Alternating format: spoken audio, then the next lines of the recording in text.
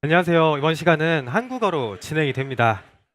이 세션은 디지털 아이디어가 도입하여 사용 중인 카타나 파이프라인 제작 사례에 대한 발표입니다.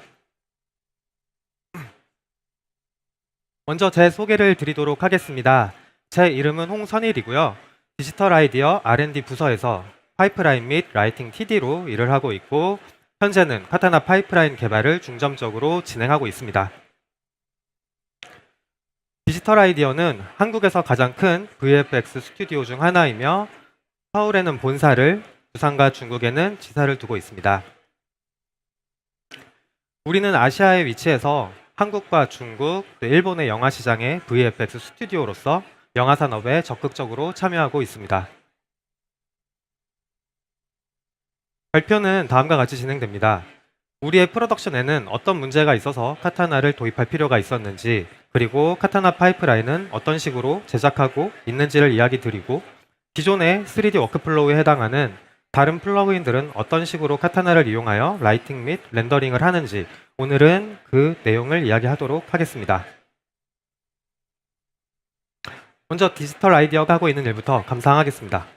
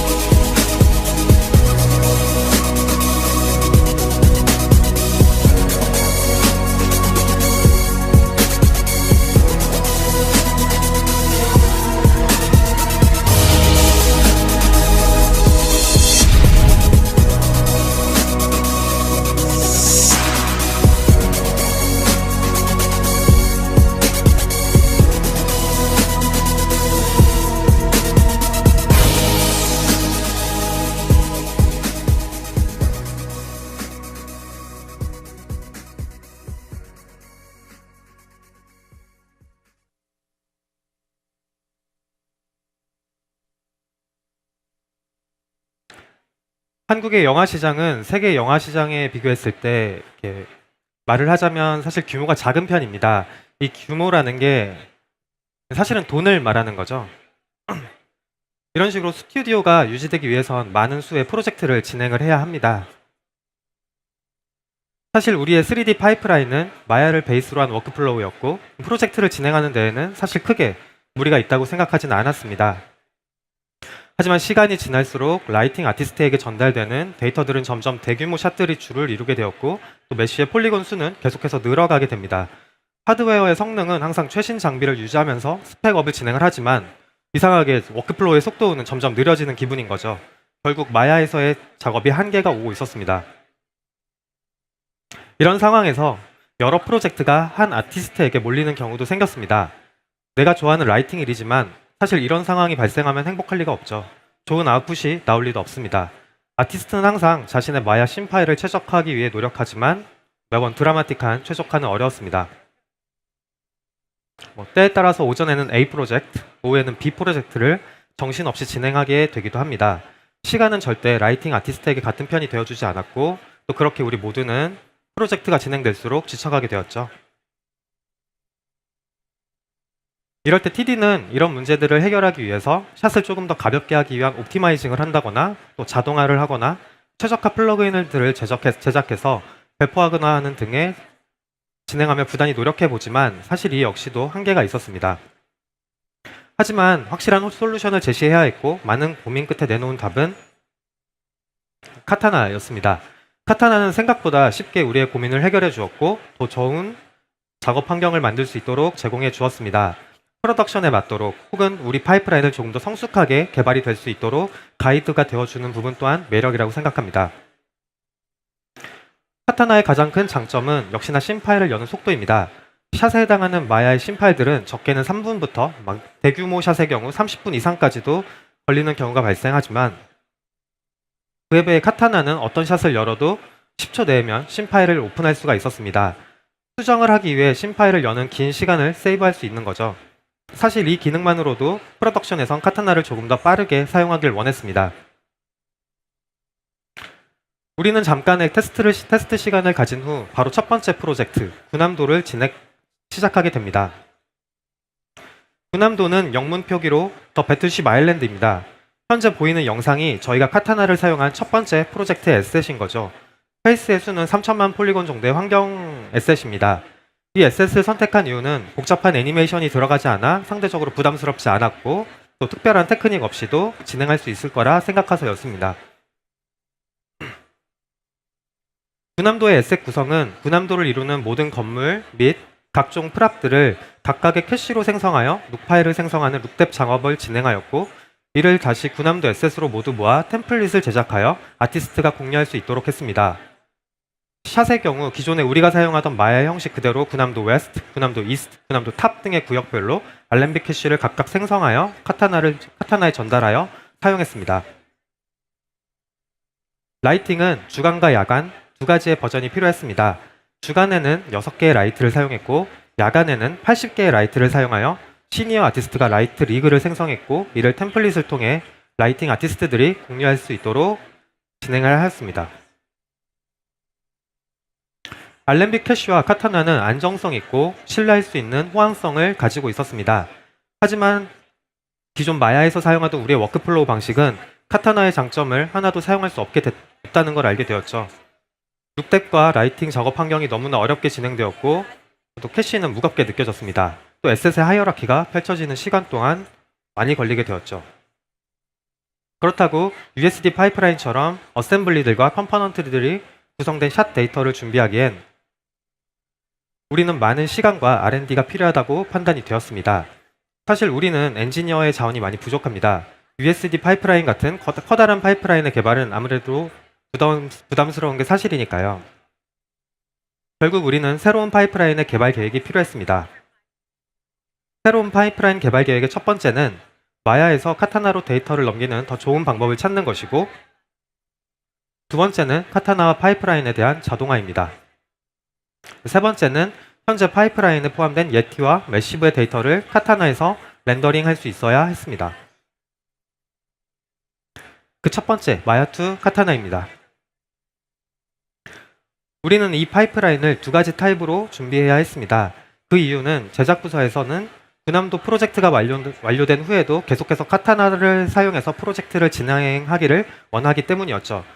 결국 프로덕션에 빠르게 적용해서 프로젝트가 진행할 수 있도록 구성할 파이프라인과 설계부터 테스트까지 꾸준한 디벨롭 과정을 거쳐 적용할 안정적인 USD 베이스드 파이프라인이 필요했습니다.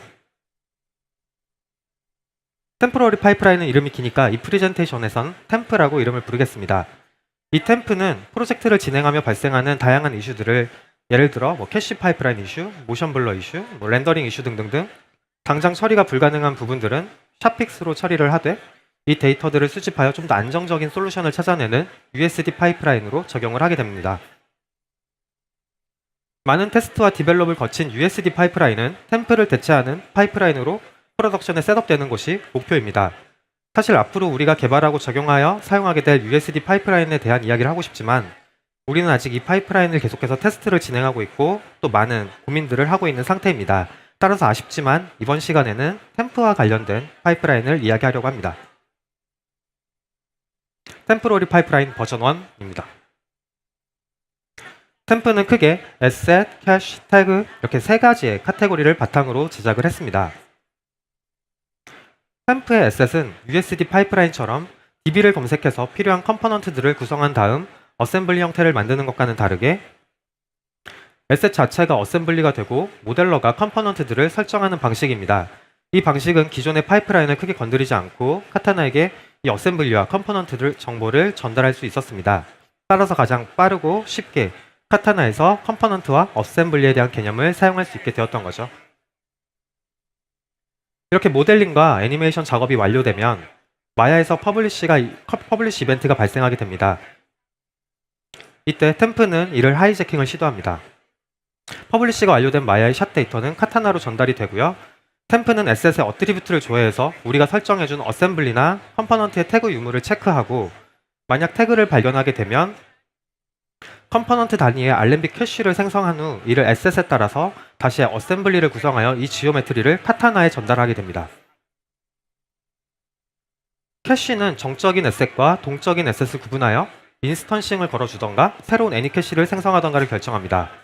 애니메이션의 체크 기준은 어셈블리가 아닌 실제 캐시가 생성되는 컴포넌트를 기준으로 체크를 하기 때문에 최대한 캐시 데이터를 효율적으로 생산할 수 있었습니다.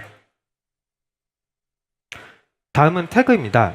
우리는 매테리얼 태그라고 부르는 이것은 모델러가 의도한 메쉬의 재질을 어트리뷰트에 메모하는 것을 의미합니다. 이 메모는 어트리뷰트에 저장이 됩니다. 매테리얼 태그 외에도 룩뎁 작업에 필요한 더블 사이트, 서브디비전, 디스플레이스먼트 등 룩뎁 과정에 필요한 모든 데이터 또한 알렘빅 캐시 어트리뷰트에 저장을 합니다. 그렇게 알렘빅 캐시에 저장된 태그들은 카타나의 아주 강력한 기능인 컬렉션 크레이트를 이용해서 우리는 손쉽게 각 태그에 해당하는 쉐임 리스트나 서브디비전 레벨 등의 정보를 컬렉트를 생성하여 사용할 수 있었습니다. 이는 룩뎁 아티스트가 기존처럼 눈으로 데이터를 확인하면서 서브디비전이나 디스플레이스먼트 맵이 적용되어야 하는 메쉬들을 찾아서 선택하지 않아도 되었기 때문에 룩뎁을 작업하는 속도가 굉장히 향상될 수 있었습니다. 두 번째는 자동화입니다. 카타나의 가장 큰 장점들을 잘 사용하기 위해서는 데이터들이 잘 정리가 되어 있어야 합니다. 퍼블리시된 데이터는 있어야 할 곳에 있고 프로덕션 네이밍 컨벤션에 맞는 이름으로 존재해야 합니다. 우리는 카타나의 완벽한 자동화를 위해서 프로덕션 리드들과 미팅을 진행하며 매일 좋은 아이디어를 계속해서 구상하고 파이프라인에 반영합니다. 디렉토리 스트럭처의 구성은 기존에 사용하던 레거시 버전보다 효율적이어야 하고 프로그래밍에 유리해야 했습니다. 데이터가 완벽하게 준비가 되면 우리는 시퀀스 라이팅을 할 수가 있습니다. 이 디자인은 시퀀스 라이팅을 준비하던 초기 컨셉인데 카타나에서 제공하는 베리어블 스위치를 통해 이미 만들어진 시퀀스 단위의 캐시 그룹들을 글로벌 베리어블에서 선택한 샷과 일치하는 캐시를 통과시켜 렌더링을 하는 방법이죠. 하지만 이 디자인은 실제로 각 샷의 캐시 노드들이 모두 생성되기 때문에 굉장히 노드 그래프 탭이 느려지는 문제가 있었습니다. 이런 식으로 샷의 각 엑셋 노드들과 더미 오브젝트, 카메라 등등의 노드 뭉치들이 샷의 개수만큼 생성되어야 했으니까요. 그래서 업그레이드된 버전 2에선 샷 캐시라는 새로운 노드를 제작합니다. 이 노드는 정규화된 데이터들의 위치를 신뢰해서 해당하는 샷 캐시들을 모두 불러온 후 스택 형식의 노드 그룹으로 제작을 합니다. 따라서 굉장히 가볍게 노드가 구성이 되고 유저가 원하면 언제든지 노드 그룹의 디테일을 볼 수 있도록 제작을 했습니다. 컨셉을 통해 만들어진 라이팅 작업에 사용하는 마스터 템플릿입니다. 카타나의 글로벌 베리어블을 수정하면 샷 캐시와 샷 데이터에 해당하는 스크립트가 계속해서 정보를 갱신하고, 캐시 노드는 샷 네임에 해당하는 지오메트리들의 각 캐시들을 로딩한 다음, 샷 데이터는 카메라, 더미, 프레임 레인지, 레졸루션, 플레이트 등의 세팅을 파이썬 스크립트를 이용해서 계속 카타나에 반영을 합니다. 렌더 세팅은 시니어 아티스트가 미리 프로젝트 혹은 시퀀스에 맞게 세팅한 값을 라이브 그룹을 통해 상속되도록 제작했습니다. 가장 하단은 렌더링에 관련된 멀티아웃풋 노드가 구성됩니다. 렌더링 이미지들을 경로를 설정하는 이 멀티아웃 노드는 처음에는 PR맨과 카타나에서 제공하는 렌더 아웃풋 디파인 노드들을 사용하여 제작하였지만, 각 AOV에 해당하는, 그러니까 렌더 패스죠. 이 렌더 패스들의 아웃풋 경로를 설정한 노드들이 너무 많아져서 좀 더 간단하고 속도가 빠른 파이썬 스크립트를 이용해서 사용을 했고, 그 이후에는 카타나 3를 준비하면서 오피 스크립트로 모두 컨버팅 작업을 진행하고 있습니다. 마지막으로 예티와 매시브입니다. 페어의 제작, 룩뎁의 과정은 마야에서 카타나와 동일한 렌더러를 사용하여 제작을 합니다. 룩뎁을 마야에서 진행해야 하는 이유는 페어의 클럼핑 과정의 쉐이더나 텍스처의 느낌이 중요하기 때문입니다. 그냥 그레이 쉐이더로만 헤어를 제작한 후 나중에 텍스처나 쉐이더를 입혔을 때 느낌이 다르거나 혹은 의도하지 않은 그림이 나올 수도 있거든요. 그렇기 때문에 마야에서 진행을 하고, 완성된 쉐이더는 카타나와 높은 호환성을 보여주는 XML 형식의 데이터로 쉐이더 정보를 전달하고요. 페어의 정보는 퍼캐시를 출력해서 이 캐시를 우리는 렌더러 프로시저를 이용해서 카타나에서 렌더링을 할 겁니다. 예티는 카타나와 렌더맨에서 제공하는 기본 노드 구성만으로도 아주 쉽게 렌더링 할 수 있었습니다. 여기에 추가로 갈기털과 꼬리털, 바디 등의 레이어링으로 구성된 예티의 털도 카타나의 커스터마이징 노드를 제작해서 우리의 의도대로 사용할 수 있었고, 또 파이썬 스크립트를 이용해서 헤어의 덴시티나 위드스, 랭스도 각 컴포넌트별로 파라미터를 제공하여 컨트롤할 수 있도록 제작했습니다. 오늘의 마지막 내용은 매시브 for 카타나입니다. 카타나에서 매시브 데이터를 불러오고 렌더링을 하기 위해선 두 가지의 파일이 필요했습니다. 립 파일과 CDL 파일입니다. SS의 베리에이션과 텍스처 정보가 들어있는 CDL 파일로 구성된 매시브는 립 파일과 함께 카타나로 전달이 됩니다. 라이팅 단계에서도 쉽게 CDL 파일을 편집하여 컨펌 등의 피드백에 대응할 수 있도록 오피 스크립트를 이용해서 새로운 CDL을 제작할 수 있도록 진행하였습니다. 이렇게 만들어진 카타나의 매시브 인풋 포트는 뒤로 보이는 영상처럼 카타나에서 매시브 데이터를 로딩할 수 있습니다. 이 영상에 사용된 에셋은 1만 개의 군중이고, 단순히 바운딩 박스만 제작되는 것이 아니라 1만 개의 프로시주얼이 생성되는 것이라고 생각해 주시면 됩니다.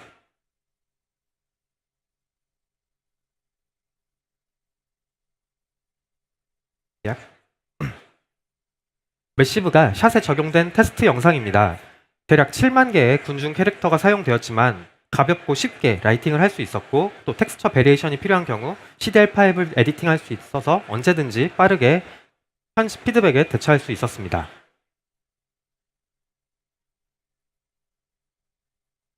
이번 시간 발표한 내용은 여기까지입니다. 저희가 카타나를 도입한 이후부터 현재까지 어떻게 세팅을 하고 파이프라인을 구축하였는지 오늘은 그 이야기를 해보았습니다. 조금 더 디테일한 내용을 준비하지 못해 많이 아쉬워서 보너스 영상을 하나 준비를 했습니다. 한국은 스크린X 상영을 좋아하고, 또 우리는 이런 다양한 프로젝트를 대응할 수 있어야 했습니다. 스크린X 외에도 VR 같은 컨텐츠 제작도 열심히 준비 중이니 디지털 아이디어에 많은 관심 부탁드립니다. 준비한 내용은 여기까지고요. 질문 있으시면 답변 드리도록 하겠습니다.